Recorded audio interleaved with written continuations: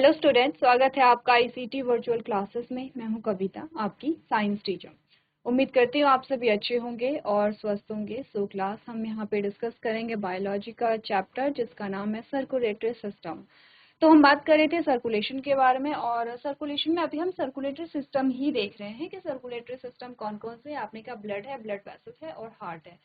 तो आपने blood vessels के टाइप्स देखे हैं जिसमें आर्टरी, वेन एंड कैपिलरीज हमने देखी हैं। हम बात कर रहे हैं ब्लड के बारे में, ब्लड के कंपोजिशन के बारे में, और अलग अलग जो उसकी कंपोजिशन है उनको यहाँ पर डिस्कस कर रहे हैं। ठीक है, तो चलो आगे बढ़ेंगे।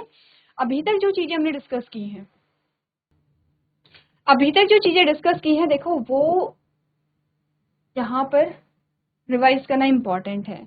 तो हमने सबसे पहले बात की ब्लड वेसल्स। हमें पता है यहाँ पे क्या है, कैपिलरीज है, ठीक है, आर्टरी है, वेन है, वेन, आर्टरी, कैपिलरी।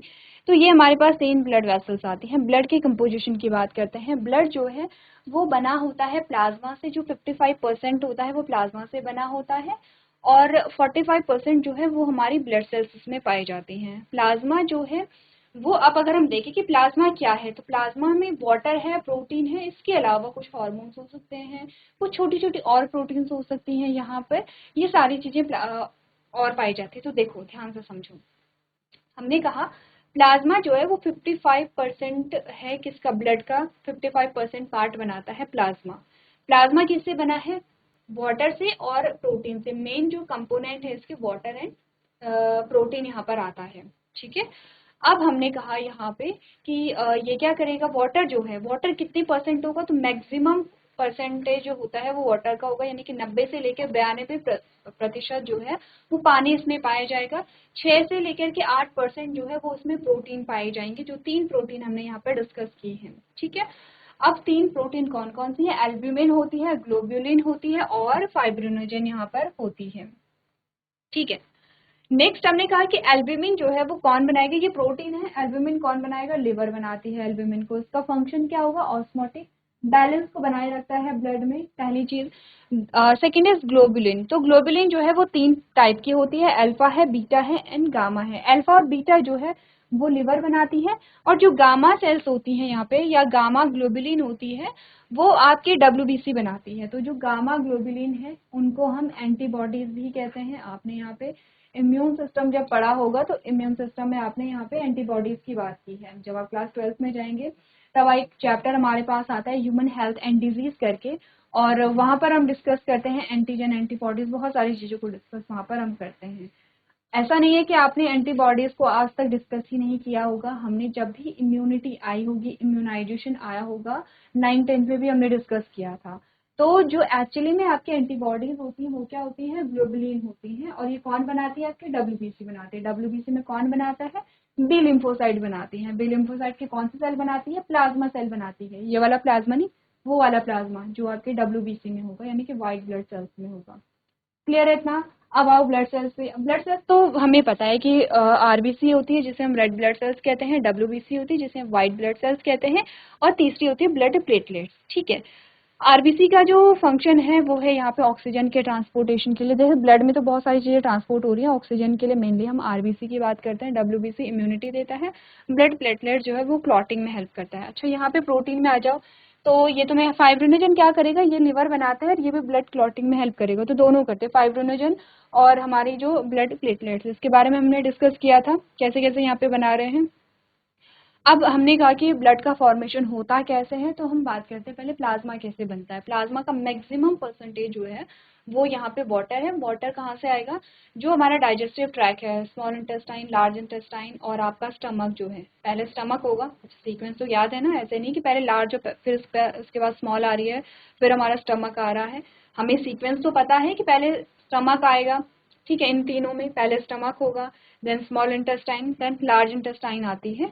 तो यहाँ से क्या होता है, एब्जॉर्ब होता है वाटर। तो वाटर तो यहाँ से आ गया है। प्रोटीन, मैक्सिमम प्रोटीन आपकी क्या बना रही है, लिवर बना रही है, कुछ आपके डब्ल्यूबीसी बना रही है। तो ये तो हो गया हमारा क्या, प्लाज्मा। अच्छा, इन प्रोटीन के अलावा छोटी छोटी और प्रोटीन्स यहाँ पर पाई जाएंगी, हॉर्मोन्स यहाँ पे पाए जा सकते हैं। अब आते हैं ब्लड सेल्स में। तो ब्लड सेल्स में हमने कहा जो लॉन्ग बोन होती हैं उनके ये जो ऐसे साइड्स होती हैं, यहाँ पर होते हैं बोन मैरो, जिसका नाम है रेड बोन मैरो। ठीक है, रेड बोन मैरो जो है उसमें क्या पाए जाते हैं, स्टेम सेल पाई जाती हैं। स्टेम सेल्स क्या होती हैं, रेड बोन मैरो में स्टेम सेल पाई जाती हैं। स्टेम सेल्स ऐसी होती हैं कि जो अपने डिवाइड होने की कैपेसिटी को कभी लूज नहीं करते हैं, जैसे कि आपके जो यहाँ पे न्यूरॉन्स होते हैं वो डिवाइड नहीं करते हैं, ठीक है, वो एक टाइम के बाद डिवाइड होना स्टॉप कर देते हैं, डिवाइड नहीं होगा उनमें। लेकिन आपके स्टेम सेल्स क्या होती हैं, डिवाइड होकर के कोई भी सेल्स यहाँ पे फॉर्म कर सकती है, कोई भी सेल बना सकती हैं। तो ये जो स्टेम सेल्स होंगी यहाँ पर ये बनाएंगे आरबीसी को, डब्ल्यूबीसी को और ब्लड प्लेटलेट्स को, ठीक है, क्लियर है इतना। तीनों जो सेल्स होंगे वो यहाँ पे बनेंगे। जब हमने डब्ल्यूबीसी के बारे में बात की थी तो हमने लिम्फोसाइट के बारे में बात की थी। हमने कहा था कि यहाँ पे बी लिम्फोसाइट और टी लिम्फोसाइट बनता है। बी जो है वो मेच्योर भी यहीं पे हो जाता है, ये मेच्योर यहीं पे हो जाएगा। टी लिम्फोसाइट क्या होगा, थाइमस में जाकर के मेच्योर होता है, ठीक है।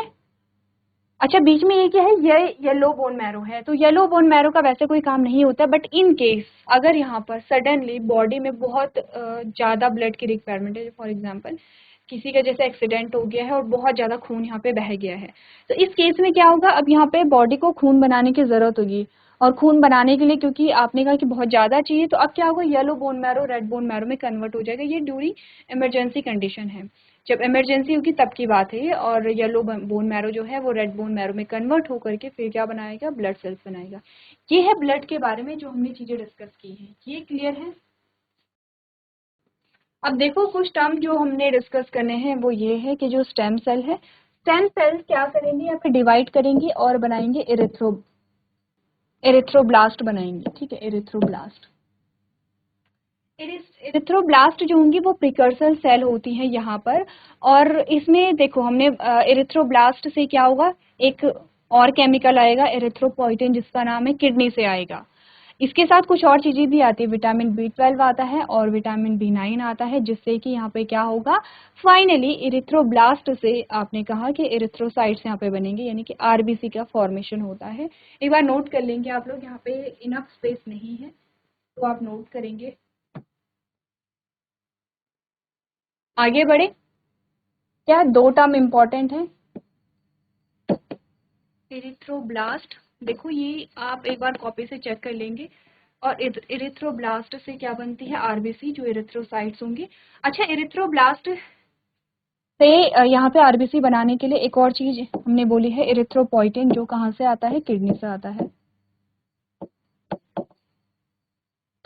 थोड़ा सा कंजेस्टेड हो रहा है, बट ये एरिथ्रोब्लास्ट है, ये एरिथ्रोपोइटिन है, जो विटामिन B12 एंड B9 ये यहाँ पर देख लेना। चलो ठीक है, अब ये हमने ब्लड के बारे में बात की है, एक एक करके समझते हैं आप चीज़ों को। ये पूरा चार्ट है जिसमें आपको बता रखा है कि क्या चीज़ें कहाँ से बन रही हैं, जैसे कि ये पूरा ब्लड हमारे पास आता है, ये प्लाज्मा है, ये यहाँ पर क्या है, फॉर्म्ड एलिमेंट है। तो प्लाज्मा में क्या होता है, अमाइनो एसिड है, न्यूट्रिएंट्स है, प्रोटीन है, नाइट्रोजनस वेस्ट है, इलेक्ट्रोलाइट्स है, गैसेस है। ये बहुत कम क्वांटिटी में है। जो इम्पोर्टेंट कंपोजिशन अगर हम बात करें प्लाज्मा, तो वाटर है और ये 3 प्रोटीन हमारी आती है, तो वाटर और 3 प्रोटीन आ गई हैं। अब बात करते हैं यहाँ पर ब्लड सेल्स के बारे में। तो ल्यूकोसाइट, डब्ल्यूबीसी को कहेंगे क्योंकि कलरलेस होती हैं। जो इरिथ्रोसाइट्स हैं वो आरबीसी, अभी इरिथ्रोसाइट की बात की थी, किससे होता है, ये इरिथ्रोप्लास्ट से बनता है। किडनी सेल से क्या आता है, इरिथ्रोपोइटिन आता है, और ये क्या बनाते हैं, इरिथ्रोसाइट। तो इरिथ्रोब्लास्ट, इरिथ्रोपोइटिन, इरिथ्रोसाइट्स, इनमें कंफ्यूज नहीं करना है, किसका क्या काम है वो समझना है। अब हम ल्यूकोसाइट की बात कर रहे थे, ग्रैन्युलोसाइट एंड ए ग्रैन्युलोसाइट में ये डिवाइडेड होता है। तो ये हमने कहाँ पढ़ा था, यहाँ पढ़ा था, ठीक है। तो हमने कहा कि जो डब्ल्यूबीसी है वो ग्रैन्युलोसाइट और ए ग्रैन्युलोसाइट में डिवाइडेड होता है। ग्रैन्युलोसाइट मीन्स ग्रैन्यूल्स पाए जा रहे हैं, ए ग्रैन्युलोसाइट मीन्स ग्रैन्यूल नहीं पाए जा रहे। ये एओसिनोफिल है। ग्रैन्युलोसाइट जो है इसके टाइप्स में एओसिनोफिल पड़े हैं, बेसोफिल पड़े हैं और न्यूट्रोफिल पड़े हैं।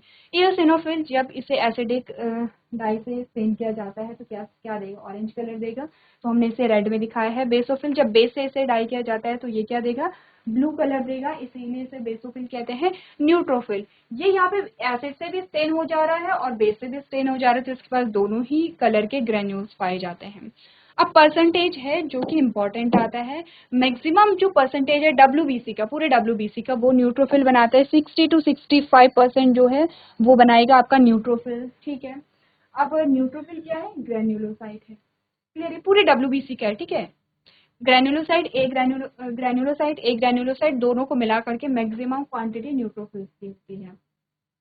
बेसोफिल बहुत कम क्वांटिटी में है, 0.5% to 1%, एंड एओसिनोफिल 2 to 3% यहाँ पर इनका क्या है? अमाउंट है। एओसिनोफिल का जो न्यूक्लियस है वो बाइलोब्ड है, बेसोफिल का भी हम बाइलोब्ड ही देखते हैं, लेकिन न्यूट्रोफिल में जो हम देखते हैं कि ये बाइलोब्ड नहीं है, बहुत सारे लोब इसमें पाए जाते हैं और ये लोब एकदम से नहीं बनते। जैसे जैसे न्यूट्रोफिल्स की एज बढ़ती है वैसे वैसे इसमें नए जो लोब हैं वो ऐड होते रहते हैं। तो आपने कहा कि जैसे पहले 1 लोब, 2 लोब, 3, 4 ऐसे करके ये बढ़ते रहते हैं। तो अब इसका जो न्यूक्लियस है एक ऐसा होगा, पॉलीमॉर्फो न्यूक्लियर ल्यूकोसाइट इसको हम कहते हैं। पॉलीमॉर्फो न्यूक्लियर, पॉलीमॉर्फो यानी कि बहुत सारी मॉर्फोलॉजी जो है, मॉर्फोलॉजी यानी जो संरचना जो है वो बार बार बदल रही है। तो पॉली का मतलब होता है बहुत सारे, मॉर्फोलॉजी का मतलब होता है संरचना, न्यूक्लियर का मतलब है कि जो न्यूक्लियर से रिलेटेड है, और ल्यूकोसाइट का मतलब है कि डब्ल्यूबीसी, ल्यूकोसाइट यानी कि डब्ल्यूबीसी है। तो न्यूट्रोफिल का एक और नाम होता है पॉलीमॉर्फो न्यूक्लियर ल्यूकोसाइट है। कहीं पे न्यूट्रोफिल की जगह ये नाम आए तो कंफ्यूज नहीं करना है, पॉलीमॉर्फो न्यूक्लियर ल्यूकोसाइट। अब आते हैं यहाँ पे इनके फंक्शन क्या होते हैं, देखो उसके बारे में डिस्कस करते हैं। अच्छा, दूसरा ग्रैन्युलोसाइट, इसमें मोनोसाइट है और लिम्फोसाइट है। मोनोसाइट का जो परसेंटेज है वो 6 to 8 है और लिम्फोसाइट का 20 to 25% है। तो टोटल जो डब्ल्यूबीसी की परसेंटेज है वो ऐसे यहाँ पे डिवाइड किए गए हैं। चलो अब आगे बढ़े, नेक्स्ट टर्म ने क्या किया था, देखो ये रिवीजन चल रहा है, जल्दी से देखो। अब एक ग्रैन्युलोसाइट के बारे में हम थोड़ा सा बात करते हैं, इसकी फंक्शनिंग की बात करते हैं।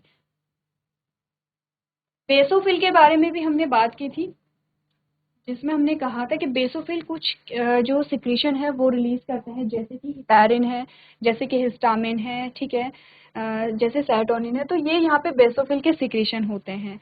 तो आपने कहा कि जैसे हिस्टामिन के बारे में हमने बात की थी, जो एलर्जिक रिएक्शन होते हैं वहाँ पे पड़ा था। हिपैरिन जो है वो क्या करता है, ऐसे नहीं कि कहीं भी ब्लड क्लॉट हो जाएगा, तो वो ब्लड क्लॉटिंग से बचाता है। यानी कि वो क्या करेगा, देखो जब चोट लगेगी तभी क्लॉटिंग की आवश्यकता है। तो ये बेसोफिल के फंक्शन थे। एओसिनोफिल में हमने कहा था कि जब भी यहाँ पर कोई ऐसा इन्फेक्शन हो जाता है, पैरासिटिक इन्फेक्शन जो होता है, तो एओसिनोफिल के बारे में हमने बात यहाँ पे की थी। ठीक है, और न्यूट्रोफिल के बारे में क्या बात की, जब भी कोई इन्फेक्शन होता है, कोई ये नॉन स्पेसिफिक होती है, यानी कि कोई भी पैथोजन की एंट्री होती है तो सबसे पहले न्यूट्रोफिल वहाँ पे आएगा उसको किल करने के लिए, इन्फेक्शन को समाप्त करने के लिए। तो ये तो है ग्रेन्युलोसाइड। अब आते हैं एक ग्रेन्युलोसाइड में, जिसमें हमने बात की है यहाँ पर मोनोसाइट की और लिम्फोसाइट की। तो मोनोसाइट जो है, जब यहाँ पर इन्फेक्शन होगा तो सबसे पहले आएंगे न्यूट्रोफिल। इन्फेक्शन बहुत ज्यादा हो गया है तो मोनोसाइट जो है मैक्रोफेज में यहाँ पे कन्वर्ट हो जाती हैं। तो ये क्या करती है, बेसिकली अपना साइज बहुत बड़ा कर देंगी और मैक्रोफेजेस में कन्वर्ट हो जाएंगे और यहाँ पर जो पैथोजन है उनको किल कर देंगे। अब आते हैं लिम्फोसाइट में, जिससे कि क्या बनती है, एक्वायर्ड इम्यूनिटी। मोनोसाइट और न्यूट्रोफिल्स तो हमने क्या बोला था, इनेट इम्यूनिटी के पार्ट हैं। जब इन्फेक्शन और ज्यादा बढ़ गया है तो क्या करेगा, ये जो मैक्रोफेजेस है डेंड्रिटिक सेल को क्या करेगा, यहाँ पे सिग्नल देगा, डेंड्रिटिक सेल्स आता है, एंटीजन लेकर के जाएगा किसके पास, टी लिम्फोसाइट के पास। टी लिम्फोसाइट रिकॉग्नाइज करेंगे, कुछ टी लिम्फोसाइट एक्टिवेट होंगे, जिससे cytotoxic T cell, helper T cells और मेमोरी टी सेल्स का फॉर्मेशन होता है। साइटोटॉक्सिक टी सेल, अगर कोई सेल बहुत ज़्यादा इन्फेक्टेड है तो उसको डिस्ट्रॉय कर देगी, जिससे कि इन्फेक्शन फैले ना बाकी की सेल्स में। और मेमोरी टी सेल्स क्या करेंगी, इस पैथोजन के लिए मेमोरी जनरेट कर देंगे। हेल्पर टी सेल जाती हैं बी लिम्फोसाइट के पास एंटीजन ले करके कि ये एंटीजन है और इसके लिए एंटीबॉडीज बनानी है। बी लिम्फोसाइट के कुछ सेल्स यहाँ पे एक्टिवेट होती है और प्लाज्मा सेल और मेमोरी बी सेल में कन्वर्ट हो जाती है। मेमोरी बी सेल से वही काम करेगा, मेमोरी को बना देगा, प्लाज्मा सेल एंटीबॉडीज बना देते हैं, वही प्लाज्मा सेल जिसे हम गामा ग्लोबुलिन कह रहे थे। ठीक है, क्लियर है, चलो ये बात क्लियर है, इतनी बात क्लियर है, देखो चलो ठीक है। मोनोसाइट और लिम्फोसाइट का पता चल गया। अच्छा, लिम्फोसाइट दो टाइप के होते हैं, बी और टी, ये तो हमें पता ही है। अच्छा, यहाँ पे ब्लड की बात की गई है कि डब्ल्यूबीसी की जो लाइफ है वो कितनी होती है, 120 डेज होती है। कहाँ बर्स्ट होती है, स्क्रीन में बर्स्ट होती है। क्या कहते हैं, स्क्रीन को ग्रेवयार्ड ऑफ आरबीसीज कहते हैं। इससे क्या निकलते हैं, दो पिगमेंट निकलते हैं, बिलीरुबिन एंड बिलीवर्डिन, जो कि वेस्ट पिगमेंट होते हैं। कहाँ जाते हैं, लिवर में बाइल का कंपोजिशन बनते हैं और उसी के थ्रू स्मॉल इंटेस्टाइन में जाएंगे, स्मॉल से लार्ज इंटेस्टाइन में, देन बॉडी से बाहर निकल जाते हैं। बात हमने कर दी थी। अब आते हैं यहाँ पे ब्लड ग्रुप के बारे में बात करते हैं और ब्लड ग्रुप के बारे में बात करते हैं। अब हमने कहा कि जो ब्लड ग्रुप है वो हमारे पास 4 आते हैं, ए है, बी है, ए बी है और ओ है। तो ये जो ब्लड ग्रुप है इसका मतलब क्या है, क्योंकि हमारी हर सेल में एंटीजन पाए जा रहे हैं, ऐसे ही हमारी जो ब्लड सेल्स हैं, जो आरबीसीज हैं, उनमें भी एंटीजन पाए जाते हैं। अगर हमारे आरबीसी में ए एंटीजन है तो हमारा ब्लड ग्रुप ए होगा, अगर हमारे आरबीसी में बी एंटीजन है तो हमारा ब्लड ग्रुप बी होगा, अगर हमारे आरबीसी में दोनों ही एंटीजन है, ए है और बी है, तो हमारा ब्लड ग्रुप ए बी होगा, और अगर हमारे आरबीसी में कोई एंटीजन है ही नहीं, नो एंटीजन, तो हमारा ब्लड ग्रुप ओ होगा। ठीक है। अब हमने कहा कि इन एंटीजन के लिए एंटीबॉडीज भी बन जाती है हमारे ब्लड में, धीरे धीरे बनती हैं। तो ये जो एंटीबॉडीज है, आपने कहा ये इनेट इम्यूनिटी का पार्ट तो नहीं होंगी, ये होंगी एक्वायर्ड इम्यूनिटी का पार्ट, क्योंकि जब किसी भी नवजात शिशु के ब्लड को अगर आप टेस्ट करेंगे तो उसमें एंटीबॉडीज आपको नहीं मिलेंगी, मतलब ब्लड में। जैसे कि अगर मेरा ब्लड ग्रुप ए है तो मेरे ब्लड में बी एंटीबॉडीज प्रेजेंट होंगी, अगर मेरा ब्लड ग्रुप बी है तो मेरी बॉडी में ए एंटीबॉडीज प्रेजेंट होंगी, अगर मेरा ब्लड ग्रुप ए बी है तो मेरी बॉडी में कोई एंटीबॉडीज प्रेजेंट नहीं होंगी, और अगर मेरा ब्लड ग्रुप ओ है तो मेरे ब्लड में एंटीबॉडीज ए एंटीबॉडी बी दोनों ही प्रेजेंट होती हैं। अब ये चीजें हमने पहले समझी थी तो कंफ्यूज नहीं होना है, ठीक है, समझी थी, ये सारी चीजें डिटेल में डिस्कस कर रखी हैं। तो हमने कहा कि ये जो एंटीबॉडीज आती हैं ये ऐसे नहीं है कि इनबॉर्न है, जन्म से नहीं होती हैं, फ्रॉम बर्थ नहीं होती हैं, बाद में बनती हैं। कैसे बनती है वो भी हमने देखा था। हमने कहा कि देखो, जैसे मेरा ब्लड ग्रुप बी है फॉर एग्जाम्पल, ठीक है, ठीक है, मेरा ब्लड ग्रुप बी है, रियल में बी है। तो अब क्या हुआ कि मेरी बॉडी में देखो एंटीबॉडीज बी तो नहीं बनेगा, अगर मेरी बॉडी में एंटीबॉडी बी बनेगा या बी एंटीबॉडीज बन जाएंगी तो बी एंटीबॉडीज किसको मारेंगे, बी एंटीजन को मारेंगे। एंटीजन क्या होता है, एंटीबॉडीज क्या होती है, एंटीजन के अगेंस्ट में जो बनता है उसको हम एंटीबॉडीज कहते हैं। ठीक है, प्रोटीनेशियस और कार्बोहाइड्रेट के जो स्ट्रक्चर हमारे पास आते हैं, तो एक्चुअली में जो एंटीबॉडीज बन रही हैं वो एंटीजन को मारने के लिए ही बन रही हैं।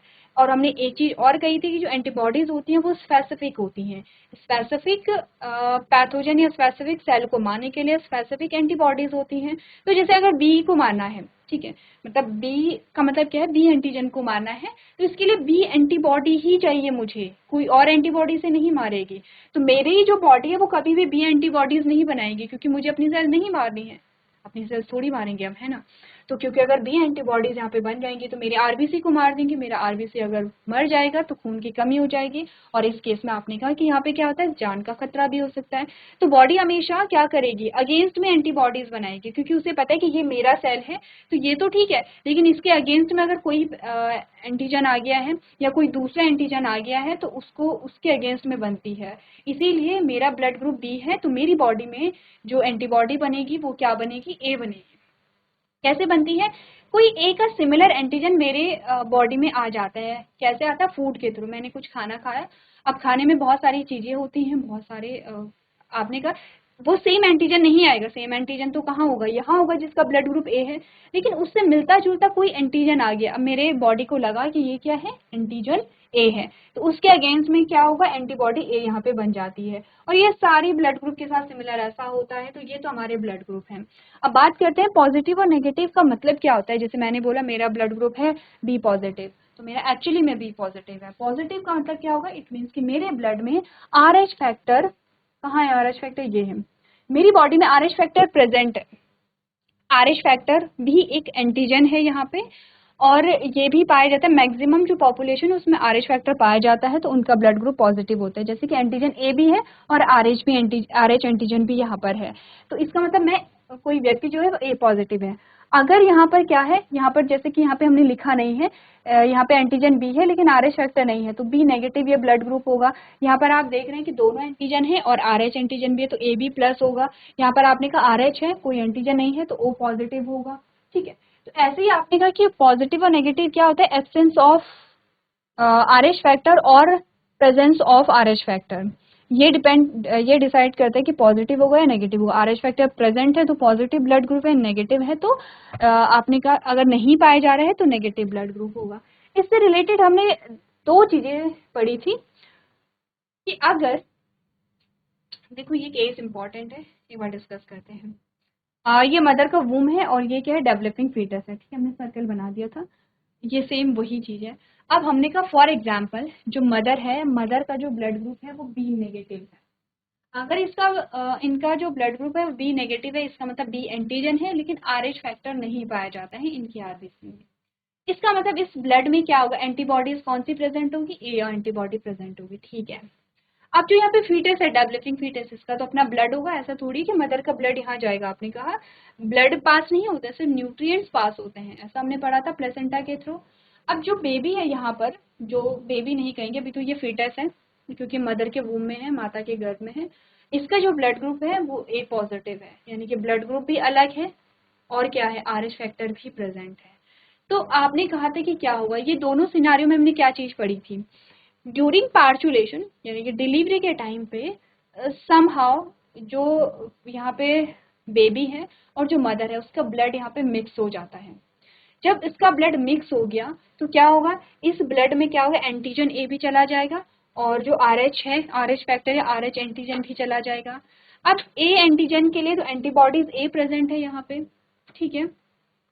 आरएच फैक्टर के लिए कोई एंटीबॉडीज प्रेजेंट नहीं है और बॉडी क्या करेगी, यहाँ पे एंटीबॉडीज बनाने लगेगी, आरएच एंटीबॉडीज बनाने लगेगी, ठीक है। आरएच एंटीबॉडीज बनेंगी तो ये इस आरएच एंटीजन को मार देंगी। ये बात आफ्टर पार्चुलेशन चीजें हो रही हैं क्योंकि ब्लड क्या हो गया है, मिक्स हो गया है, ठीक है। फर्स्ट प्रेगनेंसी के टाइम पे कोई ऐसी दिक्कत आई नहीं है और बस इतना हुआ है कि थोड़ा सा ब्लड मिक्स हो गया था। अब क्योंकि ए एंटीजन यहाँ आया तो ए एंटीबॉडीज ऑलरेडी प्रेजेंट थी, उन्होंने इन सेल्स को खत्म कर दिया है। आरएच एंटीजन के लिए आरएच एंटीबॉडीज बनी, इन्होंने भी इस सेल को खत्म कर दिया। अब आपको पता होगा हमारी सेल्स, हमारी बॉडी में अगर एक बार एंटीबॉडीज बन जाती हैं तो वो हमेशा रहती हैं, ठीक है। अब मदर के ब्लड में आरएच एंटीबॉडीज आ गई हैं। अच्छा, एक और चीज हमने यहाँ पे क्लियर की थी, अब हमने ये बोला था कि सिमिलर एंटीजन आते हैं तो एंटीबॉडीज बन जाती हैं, ए और बी एंटीजन के लिए ऐसा बोला था, बट आरएच के साथ ऐसा नहीं होता है। आरएच के लिए एंटीबॉडीज तभी बनेंगे जब एक्चुअल में आरएच एंटीजन जाएगा और तभी आरएच एंटीबॉडीज यहाँ पर बनती है।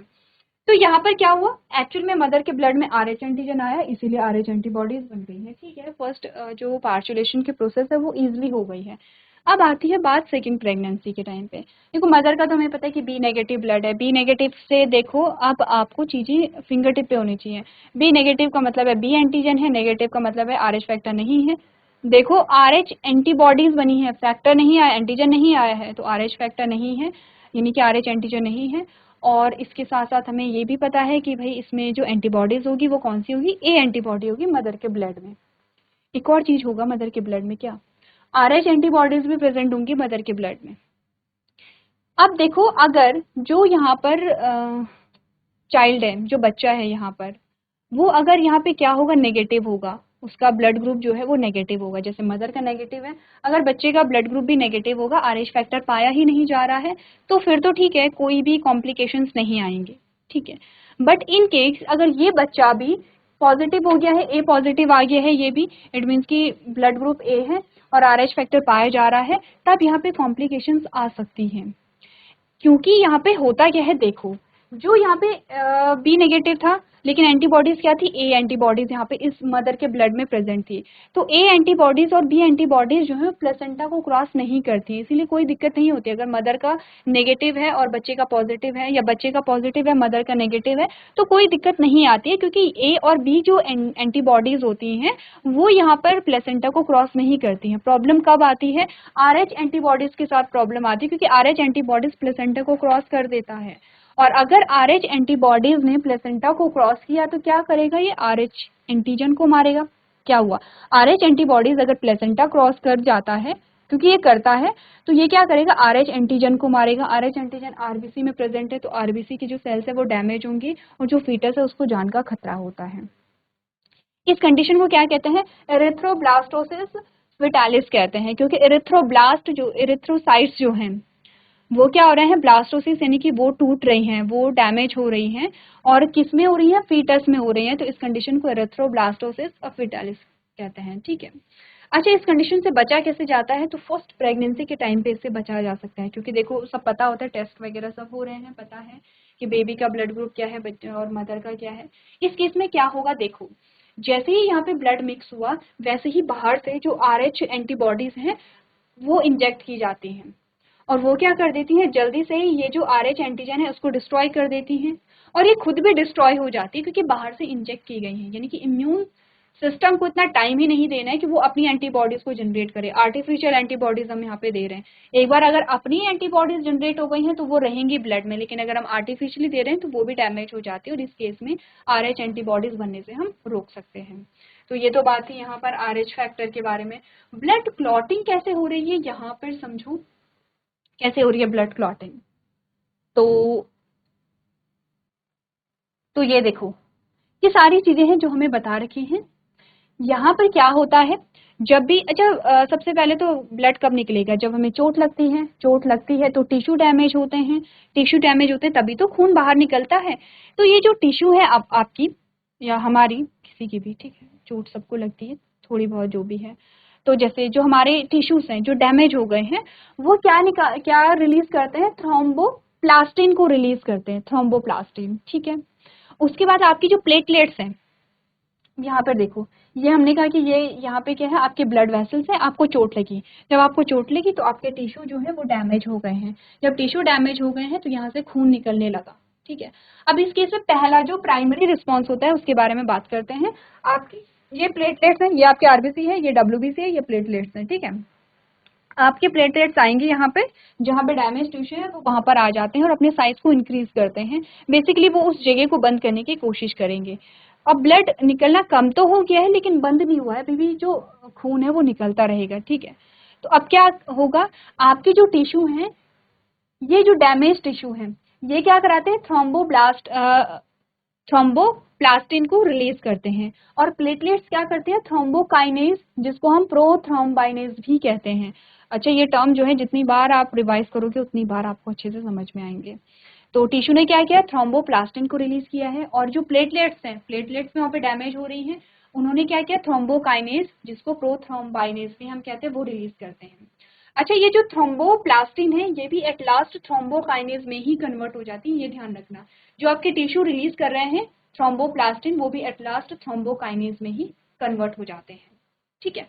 अब लिवर जो है, अच्छा ये चीज तो समझ गए। अब लिवर क्या करता है, एक यहाँ पर जो प्रोथ्रोम्बिन है उसको रिलीज करते रहता है।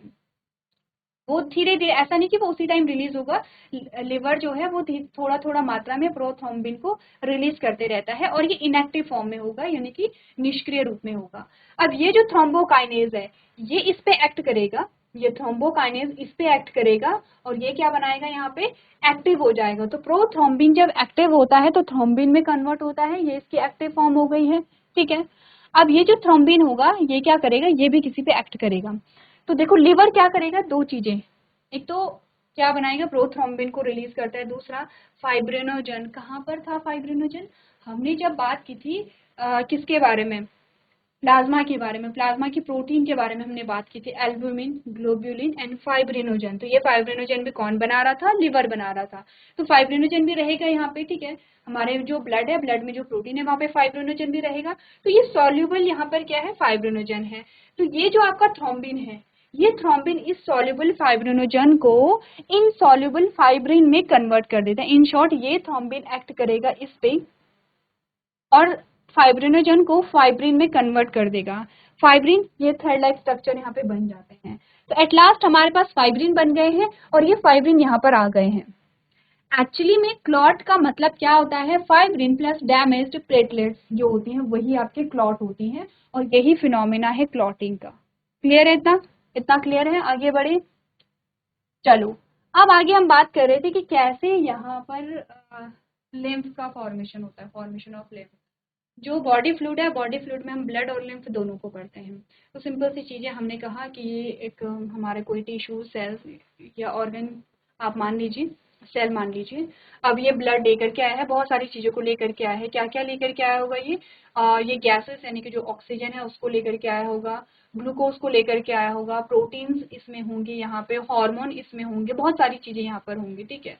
अब जो ब्लड है वो आपने कहा सेल के अंदर नहीं जाता है, ठीक है, ब्लड जो है वो सेल के अंदर नहीं जाता है। लेकिन आपने कहा कि जो ब्लड में जो प्लाज्मा है, अब प्लाज्मा नहीं कहेंगे उसे इंटरनल फ्लूइड कहेंगे। तो जो प्लाज्मा है अभी के लिए प्लाज्मा सुनो, ठीक है, वैसे हमने डिस्कस कर रखा है। तो जो प्लाज्मा है वो यहाँ पे क्या हो जाता है, जो कैपिलरी से उससे बाहर निकल जाता है, ऐसे कैपिलरी से ये बाहर निकल जाएगा। बट एक्चुअली में ये प्लाज्मा नहीं होता है, क्योंकि इसमें जो 3 इंपॉर्टेंट प्रोटीन होती हैं, एल्ब्यूमिन, ग्लोबुलिन एंड फाइब्रिनोजन, वो यहाँ बाहर नहीं निकलती, वो कैपिलरीज में ही रहेंगे, उनका साइज बड़ा है तो वो कैपिलरीज में ही रहेंगे। तो निकलता क्या है, वाटर निकलेगा, ऑफ कोर्स पानी निकलेगा, उसमें गैसेस निकलेंगी, उसमें प्रोटीन निकलेगा, उसमें अपने का ग्लूकोज निकलेगा, ठीक है, उसमें जो है डब्ल्यूबीसी निकलेंगी, आरबीसी नहीं निकलती है, प्लेटलेट्स नहीं निकलती हैं, तो उसमें डब्ल्यूबीसी निकलेगा। ये सारी चीजें यहाँ पे बाहर निकलेंगी, ठीक है, ट्रांसपोर्टेशन के लिए। अब जितनी, फिर ये क्या होगा, यहाँ पे जो भी इसने डिस्ट्रीब्यूट करना था, जो भी यहाँ पे इसने ट्रांसफर करना था, ये इसने कर लिया है। अब ये जो लिक्विड है, जिसे इंटरनल फ्लूइड हम कह रहे हैं, प्लाज्मा नहीं कह रहे, क्योंकि पूरा का पूरा प्लाज्मा का कंपोजिशन नहीं आया है ना, कुछ ही चीजें आई है प्लाज्मा की जो बाहर निकली हैं, कुछ चीजें तो अंदर ही हैं। तो हम मुझसे क्या कह रहे हैं, प्लाज्मा ना करके इंटरनल फ्लूइड या इंटरस्टिशियल फ्लूइड कह रहे हैं। अब जितना फ्लूइड बाहर आया था उतना फ्लूइड अंदर नहीं जा पाता, लेकिन इसको वापस भेजना तो जरूरी है, वरना सेल हमारी फूल जाएगी। तो अब ये क्या होगा, छोटी छोटी कैपिलरीज यहाँ पे बनने लगती हैं, और ये जो इंटरनल फ्लूइड है या इंटरस्टिशियल फ्लूइड है, ये क्या हो जाता है, इन कैपिलरीज में आने लगता है। अब इस फ्लूइड को हम इंटरनल फ्लूइड या इंटरस्टिशियल फ्लूइड ना कह करके इसको हम नाम दे रहे हैं लिम्फ। जिन कैपिलरीज में ये लिम्फ बह रहा है उसे हम लिम्फ कैपिलरी कह रहे हैं। कैपिलरी से मिलकर के ये वेसल्स बनाती है, तो ये लिम्फ वेसल्स हो गई हैं। और लिम्फ वेसल्स में बहुत सारे नोड्स होते हैं, जो यहाँ पे जिसमें बहुत सारे डब्ल्यूबीसी होते हैं, और ये चेक करते हैं कि इस लिम्फ में कोई पैथोजन है या नहीं है। एट लास्ट ये जो लिम्फ है वो आपके वेन में मिल जाता है। क्लियर है इतना? तो देखो पूरा हमारा सेशन जो है वो रिवीजन पे ही गया है। एक बार आप लोग घर से पढ़ के लेकर के आएंगे। नेक्स्ट में हम यहाँ पे हार्ट के बारे में बात करेंगे, उसके स्ट्रक्चर के बारे में बात करेंगे। अभी तक हम सिंपल से पढ़ देते कि दो ऑरिकल्स होते हैं, 2 वेंट्रिकल्स होते हैं, 4 चैम्बर्ड हार्ट होता है, और एक सिंपल सा डायग्राम हमने पढ़ा था। अभी थोड़ा सा आपको क्या करना है, डिटेल में स्ट्रक्चर को देखना है, तो एक बार आप लोग इसे घर से पढ़ के लेके आएंगे। तो चलिए आज के सेशन में हम इतना ही करेंगे। अभी तक क्लास में बने रहने के लिए आपका धन्यवाद।